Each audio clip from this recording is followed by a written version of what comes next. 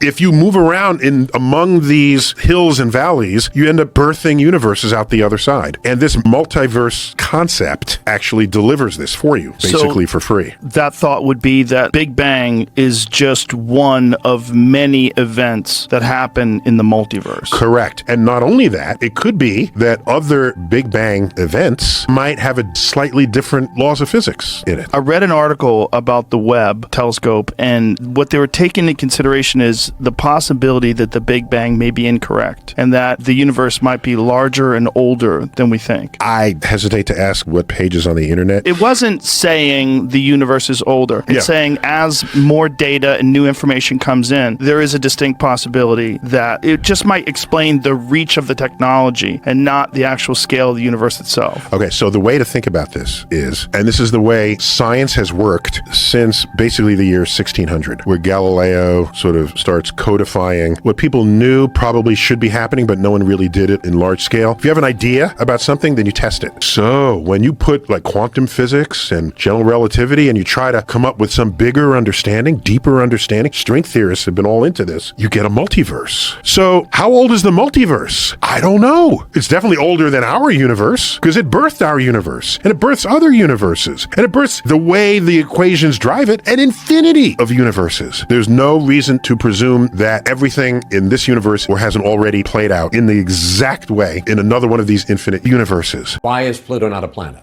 Pluto's orbit is tipped, significantly tipped out of the plane of orbits of the other planets. By the way, you know what else has tipped orbits? Comets, okay? More than half of Pluto's volume is comprised of ice. If you brought Pluto to where Earth is now, heat from the sun would evaporate that ice and it would grow a tail. That's no kind of behavior for a planet.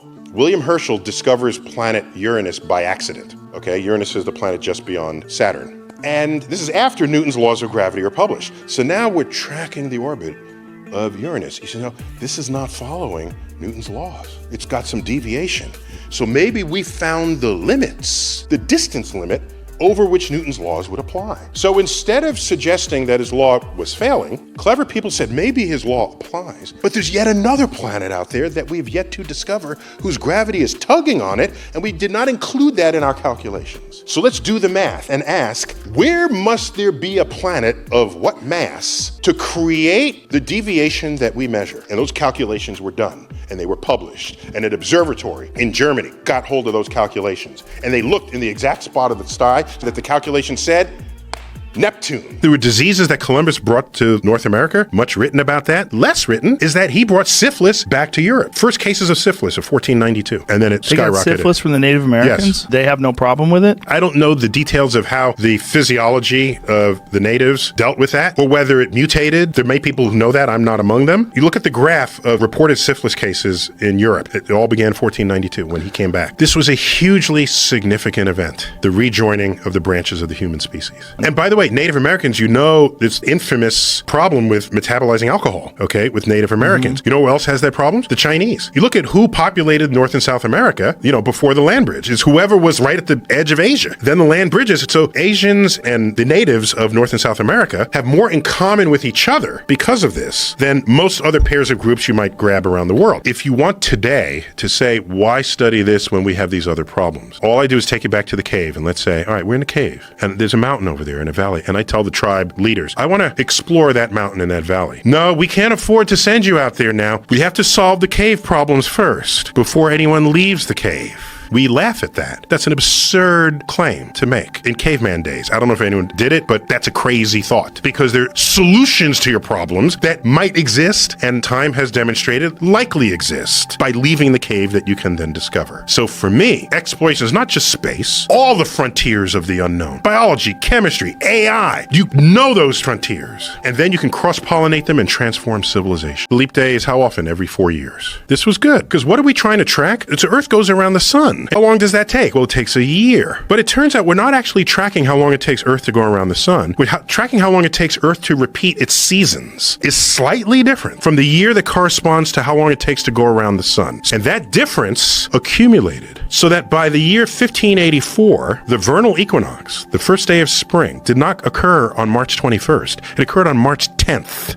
It shifted from the calendar date. That's what happens if you don't match the cycles. Jesuit priests got to study this. They looked at the cycles of the heavens, the sun, the moon, the stars, and they came up with a new calendar, the Gregorian calendar, a modification to the Julian calendar. You know what they had to do? To invoke it, they had to take 10 days out of the calendar. The first day of spring back on March 21st. And this happened in October 1584. This was hard-earned, and the whole world uses this calendar. It is the most accurate calendar ever devised. Our closest star, a red dwarf about 4.25 light years away. One of its planets is habitable, as in it's in the Goldilocks zone, but it's currently locked, meaning it can't spin because of the gravity of its star. Now, why doesn't that happen to Mercury? If you have a planet or anything that's orbiting close to something else that has strong gravity, tidal forces will slow down its rotation so that it'll only show one face to you. It's called being tidally locked. We have locked the moon. There's a far side of the moon, there's a near side of the moon, but there is no dark side of the moon. Pluto and its moon Charon are close to one another. They have double tidally locked. They show the same face to one another as they move around. Mercury does not, and it's because Mercury feels the gravity of other objects in the solar system, in particular Venus. And when you feel another source of gravity in addition to that of the sun does not succeed in totally tidally locking the planet. There's a tussle between the two objects. Why would you cheat at all? Right. If it's only to get a grade so that the school system thinks more highly of you. When being in school is about learning. Yeah. And so if you have the AI bot create your papers, you didn't learn a thing, but you got the grade. This is the problem we began with here in this conversation. The value we put on a grade is out of proportion with who and what you actually are and become in life. So yeah, you can submit papers like that, fine, but you'll be an idiot at the end of your school. In a scientific debate, you and I know, walking into that room, either I'm right and you're right and I'm wrong, or we're both wrong. We know that in advance. So we start having the conversation. Well, what about these data? Well, what about these data? I think those data are flawed, and here's why. Well, how about this? Yes, that's a debate. But you know how that debate ends? It depends where we need this new data set to resolve this difference. Now let's go have a beer. I have never seen that happen in a political debate. I've never seen, nor with two lawyers in a courtroom. You know, I never thought about it that way. Good idea. I concede. Has that ever happened? I think the answer to that is no. What is quantum entanglement? Quantum entanglement. It's a whole thing. Yeah, it's you have two particles created together, then you separate them, and you make a measurement on one that instantaneously manifests in the other at faster than the speed of light. So it's very spooky action at a distance. So it's a frontier of quantum physics, and it will be exploited in quantum computing. So I would say quantum computing, these are frontiers that can transform how we live and what we do. I would also consider turning the solar system into our backyard, because rare earth elements, for example, that are causing some geopolitical tension and conflict, access to them for all of our modern day electronics. They're asteroids that have nothing but rare earth elements in them. So the asteroids have pre-sifted these ingredients out there in space when they all formed. So I would do that because that has a much longer value time through civilization. Do you know why airplanes have pointy noses that go faster than sound? Because you need to, because the air does not part for you. You have to cleave the air because you're moving faster through the air than the air can tell other air molecules that you're doing that, because the air molecules communicate with each other at the speed of sound. If you're moving through it faster than the speed of sound, you have to cleave the air to make that happen. And so all your front surfaces have to be pointy. Would you be able to give a couple indicators to say, here could be some indicators of like, hey, this kid's extremely curious. That's one of 7 indicators of success. What are some things you would say? Okay, so why don't we think of each of these features of a person as dimensions of a hypercube? Any exam is a one-dimensional measure of people who take the exam. Let's add another coordinate. Now, the measure of 2 lines is a square. So now I can calculate an area for you, all right? Well, maybe some other things matter, but maybe some other things. How about ambition? That would be a 3rd coordinate. Now, let's add a 4th coordinate. Your capacity to recover from failure. What's the, quote, hypervolume of the 4 dimensions? And I would say that the success of somebody is not where they are on any one-dimensional scale. They're where they are in this hypervolume. And what you'd want to do is maximize that volume before you hire somebody. If you look at the biggest shakers and movers in society, none of them were valedictorians. If you've read a lot of business, you know CEOs were never the top of their class, or entrepreneurs were never the top of their class. They were too distracted by other thoughts and ideas. And look at Richard Branson, who his headmaster said, you'll either be in prison or be a millionaire. That's right. And he ended up a billionaire because he was not following these educational rules about what would enable a teacher to judge judge that you will go far. And my grades in school were pretty average. Because they were average, no teacher at any time in my life would have ever said, see that guy Tyson? Watch him, he'll go far. None of them. There was a guy, a brain scientist, who published a paper because how do you research what's going on in somebody's brain ethically? You can't. So what happens? People get brain injuries. There'd be something would hit one side of the brain or the other. They test them to see, do they lose their language, their facial recognition, their memory, their short-term memory. They do these experiments on people who had brain injuries. And when he was done, he said, the brain is so complex, we only know what 10% of it is used for. That became, we only use 10% of our brain. But it's a complete misunderstanding of the original sentence, where he said we only know what 10% of the brain is doing.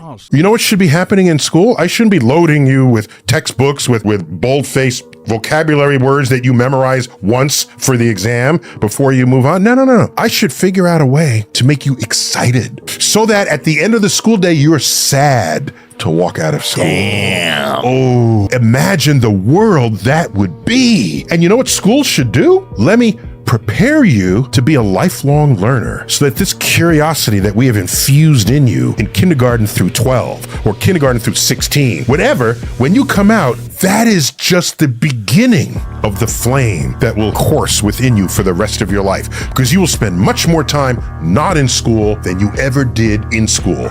And once again, I'll use the word again, if you ossify in your knowledge by getting out of college, getting out of high school, if that's where you are, you will never grow. Have you ever done Yeast. psychedelic mushrooms? I've never done anything psychedelic. Can I tell you why? Yeah, please do. The human mind barely works as an accurate decoder of the natural world around you. You now want to stir in chemicals? I recognize it'll take you on a ride, but I have always valued objective reality. I don't want anything interfering with my understanding of what is actually happening in front of me. And there are people who would claim that under the influence, they're accessing some actual other reality. All I can say is, if in that other reality you can invent the James Webb Space Telescope, figure out how to fly, tell us about it. And there are people say, oh, I visited Venus when I was on a head trip. Did you bring back evidence? Evidence matters. Okay. Did you bring it? No. But it was in their head. Recently, into our solar system, this thing came from deep space. This is not a photograph. What? This is an artist's rendering. We know it's elongated. I don't believe this is asteroids, we know. Yeah? Many of them loosely held together rubble piles. And if they come near gravitational sources, tidal forces can stretch them so that they become a stream of particles rather than just one solid mass. But the signal we get from it is elongated, but it's probably a rubble pile stretched into that shape. Get that by nature. This thing came in, moving fast. Yeah. The reason why it's probably not aliens is its trajectory around the sun was completely determined by gravitational forces. How do you know? Because we calculate this. If it's only moving by the force of gravity, it doesn't have like rockets and things. If this were aliens in some kind of advanced ship, it would be maneuvering. Maybe the aliens shut off their engines to masquerade as a cosmic object to get a slingshot effect around our star.